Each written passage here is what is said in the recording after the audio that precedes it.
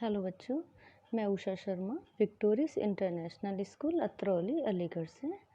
आज हम class 4th में व्याकरण पार्ट में चैप्टर 1 की रीडिंग करते हैं। इस चैप्टर का नाम है बेटा भाषा, लिपि और व्याकरण। ओके, भाषा, लिपि और व्याकरण। यस, देखिए, पढ़िए और समझिए। यस, सामाजिक प्राणी होने के कारण मनुष्य को अपने मित्रों, साथियों, संबंधियों, रिश्तेदारों आदि के साथ आपस में विचारों के आदान प्रदान की आवश्यकता पड़ती है। वह दूसरों के विचारों और भावों को स्वयं ग्रहण करता है तथा अपने विचारों और भावों से दूसरों को अवगत कराता है। यानी दूसरों की बातों को सुनता है, अपनी बात उन्हें बताता है। किस माध्यम से बताता है? पर भाषा के माध्यम से। इस प्रकार विचार ग्रहण करने और दूसरों तक अपने विचार पहुंचाने का माध्यम भाषा है।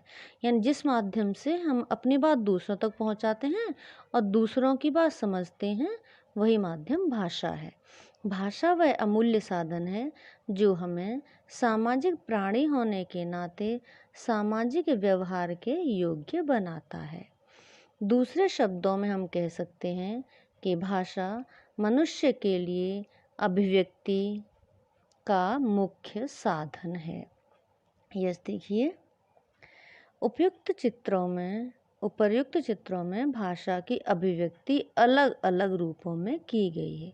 यानी अलग अलग तरह से अपनी बातों को समझाया जा रहा है। किसी में बोलकर, किसी में लिखकर एक दूसरे की बात समझी तथा लिखी गई है। यही भाषा कहलाती है। यस, बॉक्स में देखिए परिभाषा। भाषा वह साधन है जिसके द्वारा मनुष्य अपने विचारों और भावों को दूसरों तक पहुंचाता है और उनके विचारों और भावों को जान सकता है। यानी जिस माध्यम से हम अपनी बात दूसरों को समझाते हैं और दूसरे की बात स्वयं समझते हैं, वही माध्यम भाषा कहलाता है। इस भाषा के रूप देखिए, भाषा के 2 रूप होते हैं, मौखिक, लिखित। मौखिक देखिए, जब हम अपनी बात बोलकर कहते हैं, वह भाषा का कौन सा रूप होता है? मौखिक रूप कहलाता है। इसमें दूसरा उसे सुनकर समझता है। नेक्स्ट है लिखित भाषा। जब हम अपनी बात लिखकर समझाते हैं तो भाषा का यह रूप लिखित कहलाता है, लिखित भाषा कहलाता है। इसमें दूसरा उसे पढ़कर समझता है। ओके, देखिए अन्य भाषाएं। देखिए, संसार में अलग अलग क्षेत्रों में अनेक भाषाएं होती हैं। यस, देखिए, भारतीय भाषाएं गुजराती, ओडिशा उड़िया, मध्य प्रदेश हिंदी, पंजाबी, कर्नाटक कन्नड़, केरल मलयालम, तमिलनाडु तमिल। यस, देखिए, विदेशी भाषाएं जापानी, इंग्लैंड अंग्रेजी, कोरियन, चीनी, श्रीलंका सिंहली, फ्रांस फ्रांसीसी और जर्मनी। अब देखिए लिपि। देखिए, सभी भाषाओं को लिखने पढ़ने के लिए वर्णों के रूप में कुछ चिन्ह निश्चित होते हैं। इन्हीं चिन्हों के द्वारा हम अपनी बात लिखकर प्रकट करते हैं। इन चिन्हों को लिखने के तरीके को ही लिपि कहते हैं। यानी जो हम शब्द लिखते हैं तो जिन चिन्हों का प्रयोग करते हैं, वे चिन्ह क्या कहलाते हैं? लिपि कहलाते हैं। ये इस परिभाषा देखिए, भाषा के वर्णों के लिखने के ढंग को लिपि कहा जाता है। प्रत्येक भाषा की अपनी एक लिपि होती है।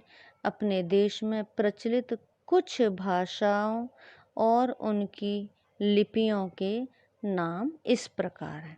जैसे देखिए, हिंदी संस्कृत देवनागरी, मराठी देवनागरी, पंजाबी गुरमुखी, अंग्रेजी रोमन, उर्दू फारसी। अब है व्याकरण। व्याकरण क्या है?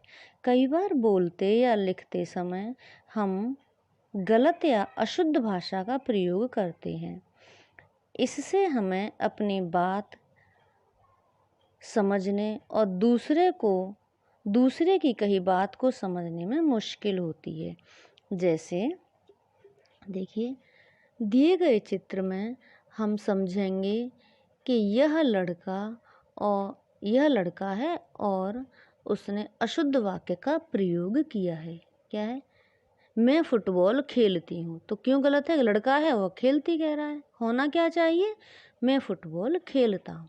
यह देखिए, उसे कहना चाहिए था मैं फुटबॉल खेलता हूँ। व्याकरण हमें भाषा का सही प्रयोग सिखाता है, यानी हम शुद्ध रूप में कैसे लिखें, कैसे बोलें, कैसे अपनी बात को व्यक्त करें। यही ज्ञान हमें किससे मिलता है? व्याकरण से।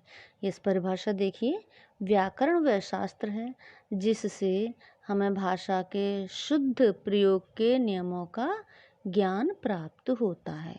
इस व्याकरण के रूप देखिए, व्याकरण के निम्न 3 अंग होते हैं: वर्ण विचार, शब्द विचार और वाक्य विचार। देखिए, हमने सीखा भाषा विचारों को आदान प्रदान करने का साधन है। भाषा के 2 रूप होते हैं, मौखिक और लिखित। संसार में अलग अलग क्षेत्रों में अनेक भाषाएं बोली जाती हैं। भाषा के वर्णों को लिखने के ढंग को लिपि कहते हैं। व्याकरण के द्वारा हमें भाषा के नियमों की शुद्ध जानकारी प्राप्त होती है। यस बेटा, ये चैप्टर आपका कंप्लीट हुआ। तो नेक्स्ट पार्ट में, नेक्स्ट वीडियो में हम इसके क्वेश्चन आंसर करते हैं। तो तब तक आप इसे चैप्टर को समझिए। ओके, सो बाय बेटा।